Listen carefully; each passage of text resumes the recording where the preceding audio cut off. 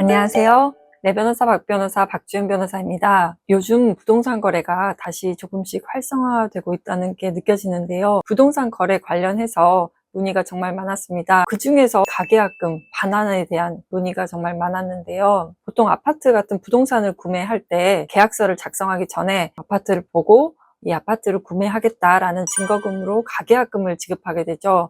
보통은 계약금의 한 10% 정도를 가계약금으로 지급하고 이제 날짜를 정해서 계약서를 작성하게 되는데요. 계약서 작성하기 전에 가계약금만 지급한 상태에서 계약을 파기하는 경우가 있습니다.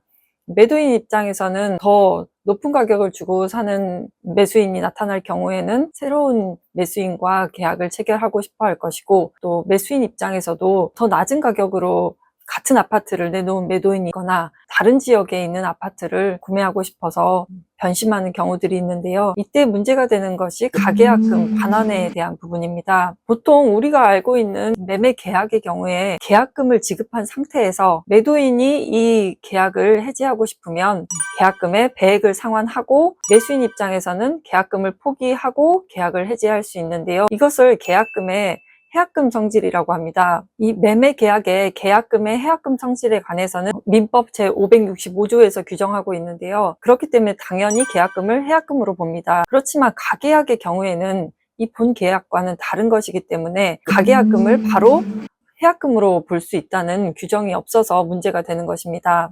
매도인 입장에서는 당연히 가계약금 포기해라 라고 하는 것이고, 매수인 입장에서는 가계약금의 배액 상환해라 라고 해서 분쟁이 생기는 거죠.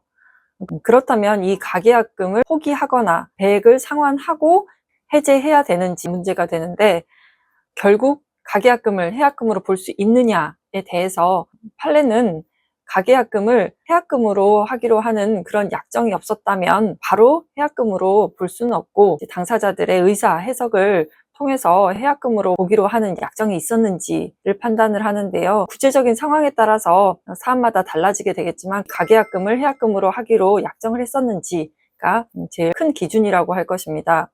그리고 또 위약금이라는 것은 계약을 위반했을 때 어떤 금액을 지급하는 것인데요. 당연히 이 가계약금을 위약금으로 보기로 하는 약정이 있었다면 위약금을 지급하고 계약을 해지해야 될 것입니다. 그래서 결국 가계약금을 반환해야 되느냐, 계획을 상환해야 되느냐는 이 당사자들 사이에 가계약금을 해약금 또는 위약금으로 하기로 하는 그런 약정이 있었는지가 제일 중요한 부분이라고 할 수 있겠습니다. 그리고 또 다른 문제는 이 가계약만 된 상태에서 계약이 파기됐을 때 과연 공인중개사에게 부동산 중개 수수료를 줘야 되느냐 하는 문제가 생기는데요. 여기에 대해서는 일률적, 획일적으로 판단하기는 어렵고 구체적인 사정에 따라서 다른데, 중개 수수료라는 것은 이 중개 대상물에 대해서 계약 체결이 성립됐을 때, 완료되었을 때 지급하는 것이기 때문에 원칙적으로는 지급할 의무가 없는 것이지만, 예외적으로 어떤 특별한 사정, 공인중개사가 계약 성립에 결정적인 그런 역할을 했지만 귀책 없이 계약 체결까지 이르지 못했다면 민법과 상법의 관련 규정 취지나 신의성실의 원칙에 따라서 지금까지 해온 어떤 중개 행위에 대해서 그에 상응하는 보수 정도는 지급해야 된다라는 것이 판례 입장입니다.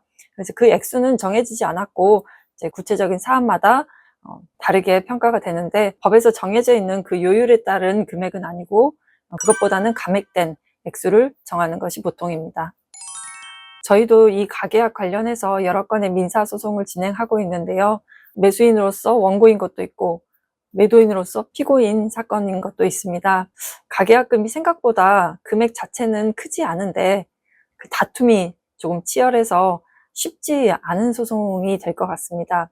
아마 가계약 관련해서 분쟁 중인 분들 많으실 것 같은데요. 반드시 꼭 소송으로 해결하기보다는 당사자분들께서 조금씩 양보해서 합의하는 것도 나쁘지 않을 것 같습니다. 왜냐하면 부동산 금액이 큰 경우에는 당연히 가계약금도 커지기 때문에 소송의 실익이 있을 수는 있지만, 예를 들어 가계약금이 200, 300 정도의 소액인 경우에는 소송까지 갈 정도의 그런 경제적으로나 시간적으로나 그런 실익은 조금 적다고 보여서 소송 가기 전에 해결되면 좋을 것 같습니다. 그럼 다음 영상에서 뵙겠습니다. 감사합니다.